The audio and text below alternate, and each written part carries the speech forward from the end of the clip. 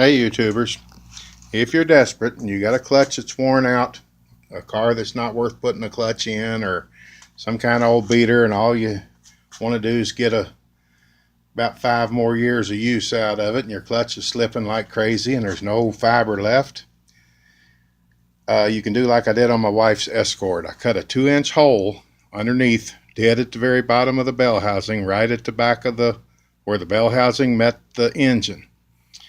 Knowing that the flywheel was a little over 1 inch thick, I come back about 1.5 inches and drilled a 2-inch hole with a circle saw. I got inside the car, took a tire tool, mashed the clutch pedal all the way to the floor, which pulled the pressure plate back and left the clutch disc free to spin in there. And you could look up through that 2-inch hole and see the bolts that held the pressure plate to the flywheel.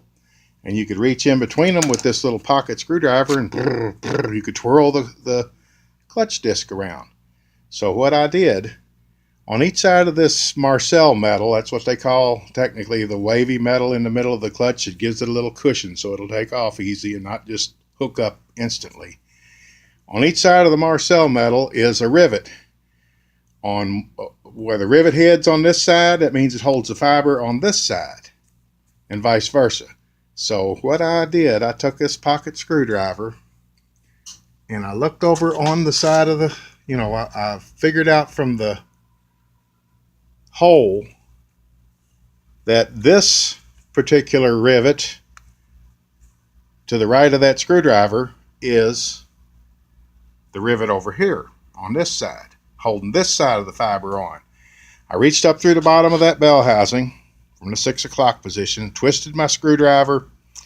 I took a pair of 10 snips and cut a bunch of little washers out of this strap iron. I think I cut 10 of them. I don't remember how many it took, but they end up looking like that. Just a little washer. And you could use regular washers, but I didn't have any that were symmetrical. I wanted to have the same amount of thickness on all rivets so it wouldn't chatter. But what you do, with your screwdriver stuck in there, you still go up through that same 2-inch opening that I had, right like my hand's showing. You go up through that 2-inch opening and you slip this down in with a pair of hemostats. Trying to hold the hemostats with one hand, the camera with the other, or the phone with the other.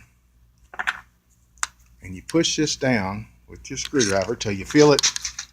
Let me see if I can get my camera up here where you can see it. Push it down. This might be more trouble out of extra hand. I think I had Barbie helping me. Poor girl. I rope her into more work, but she knows more about cars than she leads on. She'd probably switch a motor if she had to. All right. Let's do a little surgery here. This needs to go right about there. When you got it centered over the head of the rivet, you pull out your screwdriver. The fiber slams back together, although it's wider because it's got that piece of that washer sitting on the head of the rivet that holds the fiber. It's on the head of not one of these rivets. I'd go to the other side of the disc to put a washer on the head of this rivet. It's one of these rivets. You put it on the back side, the part you would peen over if it was an old school rivet, so that it's not like it's ever going to grind anything. It's just thickening up. I said, imagine you got a bologna sandwich. You want to make a thicker sandwich, you put another piece of bologna in it. Well, if you want to make a thicker clutch disc, you put a piece of metal on the rivet head. Then you pull the screwdriver out, twirl your clutch disc, do the next one, do the next one, the next one, until you get all the way back around. You see your first washer, you know you've done that whole side. You let the car down, pull the tire tool out from where it's wedged between the seat and the clutch pedal, start it up, and go out and burn the tires off. We drove it 2 years that way. Started slipping again, so what did I do? I jacked it back up, or drove it back up on the ramps. Did the same thing to the other side of the clutch disc and got 2 more years out of it. So we milked 4 years out of an old cheap car that was not worth breaking down and putting a clutch in. It had rust on the rear strut housings pretty bad, and I beefed them up with metal and welded them up. But I figured the next thing it goes of any magnitude, we'll just get another car, and that's what we did. But we got 2 years use or 4 years use for no money. I know a guy that would not let me do this to his tractor, yet it was sitting with weeds growing up around it and calcium chloride eating the rims up, and the only reason he parked it was the clutch was slipping. I begged him. I said, I'll come out and do it for you. You don't you don't even have to be there. Just tell me you'll let me do it. No, if I ain't going to do it right, I ain't going to do it. Well, consequently, there's a lot of things sitting around broke down for something this simple, a slippy clutch. So that is a way to, I guess you'd call it a life hack for a poor man that does not want to put in a clutch, or a lazy man.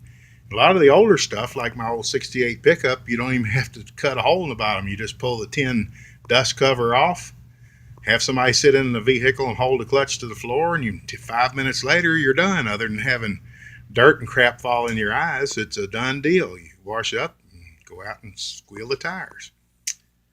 Just thought you'd like to know that. It's a little quick patch up.